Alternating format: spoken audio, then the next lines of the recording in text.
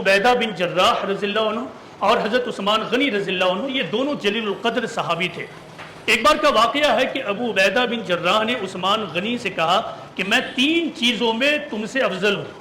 یہ دونوں آمنے سامنے دیکھی بات ہو رہی ہے، یہ لوگ جلیل القدر صحابی تھے۔ کہا کہ 3 چیزوں میں میں تم سے افضل ہوں۔ انہوں نے کہا کیا کیا؟ بیعت رضوان میں موجود تھا، تم نہیں تھے۔ غزوہ بدر میں شریک ہوا، تم شریک نہیں ہوئے۔ اور غزوہ احد میں تم نے پسپائی کا طریقہ اختیار کیا اور ہم لوگ ثابت قدم رہے۔ حضرت عثمان غنی رضی اللہ عنہ جن کا درجہ ان سے آگے تھا، لیکن انہوں نے اس جملے پر کوئی غصہ نہیں کیا، بلکہ بہت ہی قاعدے سے اس کا جواب دیا کہ دیکھو بات یوں ہے، بات دراصل یوں ہے کہ بیعت رضوان کے وقت خود رسول اللہ نے اپنے کام سے مجھے بھیج دیا تھا تو میں وہاں پہ نہیں رہ سکا۔ غزوہ بدر کا معاملہ یہ ہے کہ رسول اللہ نے اپنی جگہ پر مجھے مدینہ میں چھوڑ دیا تھا۔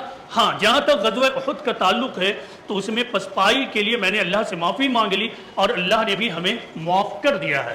اس واقعے پر بھی غور کیجئے کہ 2 بڑے بڑے صحابی آپس میں کنٹروورسیز کو، اختلافات کو کیسے ڈیل کرتے تھے، لیکن بعد کے زمانے میں مسلم ادارے، مسلم سوسائٹی بالکل منافقت کا نمونہ بن گئی۔ کسی ادارے سے اگر آپ منسلک ہیں تو آپ حق بات نہیں بول سکتے ہیں۔